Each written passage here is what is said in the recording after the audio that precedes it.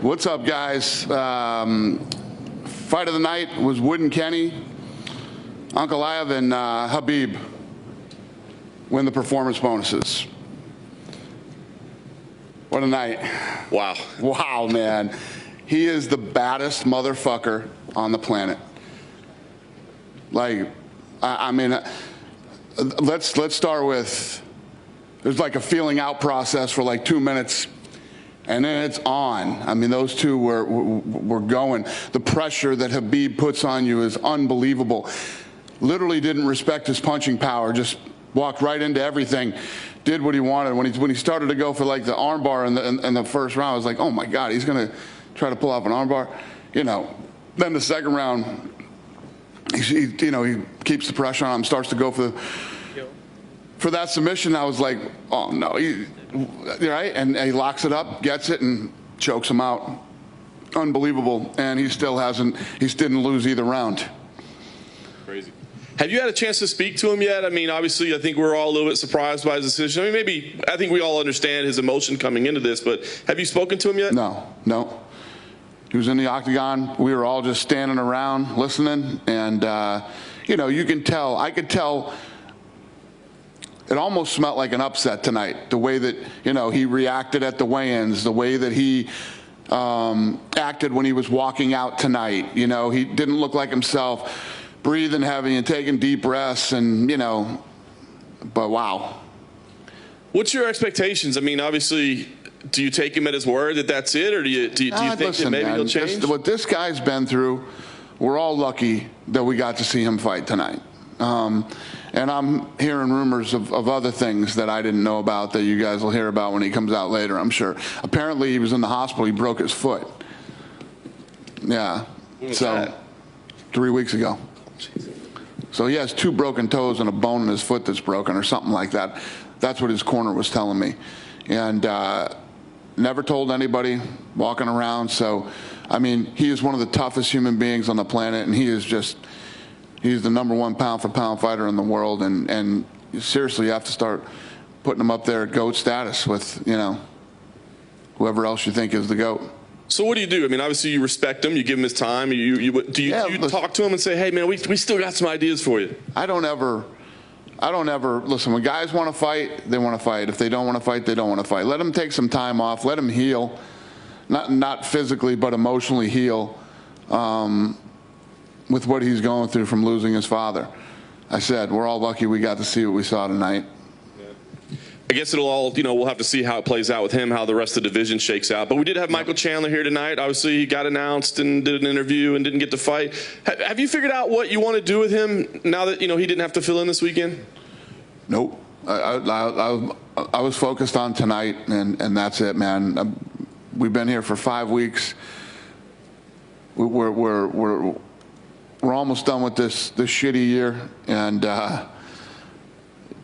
we'll get home and figure out what's next. No doubt. I'll ask you one more about the co-main event. Robert Whitaker, he looked fantastic as well. Yeah. Is a rematch with Adesanya appealing to you at all? Is it too soon after that fight? No, it's very appealing to me. It's a fight that makes sense right now. Like I said, Adesanya has a lot of options, but the fight that makes the most sense right now is Whitaker. I thought Cannonier was going to be a much tougher challenge for him. He looked good tonight, so the Adesanya fight makes sense. I know we're all excited to get back to Vegas and start there again, but there was a big announcement tonight about Etihad Arena and that'll be open next year. Have you started talking about 2021 yet? And tomorrow, I have a big meeting here tomorrow. So, do you have an idea when you think we'll be back? Late January, early February, maybe.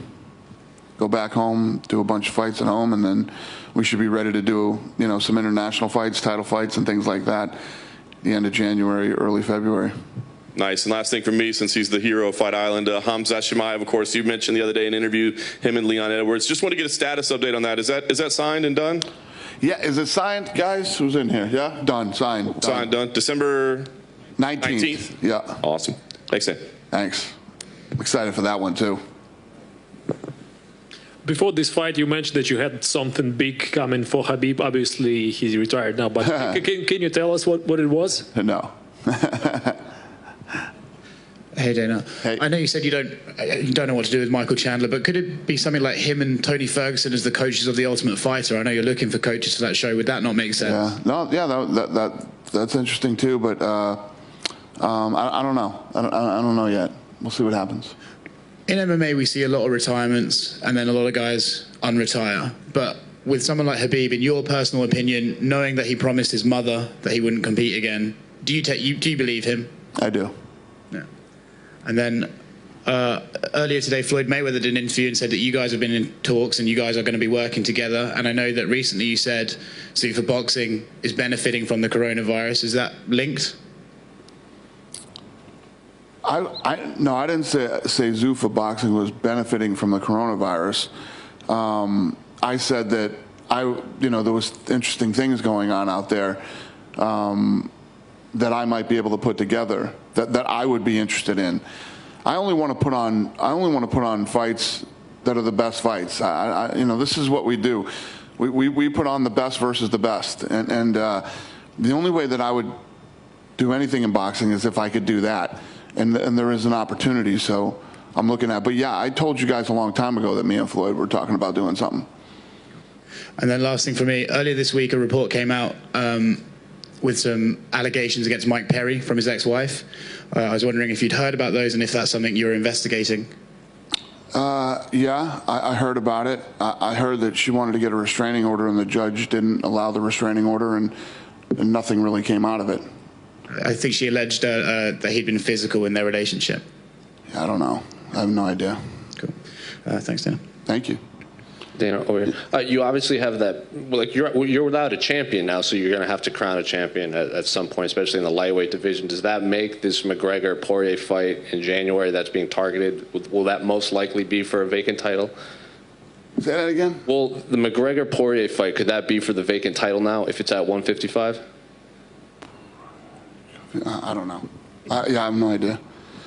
Guys, don't ask me the future or what the fuck's going on with anything else, because I have no idea. I just been here for 5 weeks, man, getting through this shitty ass year, and I'm just ready to fucking go home and we'll figure out what's next. As soon as we have answers, you'll know.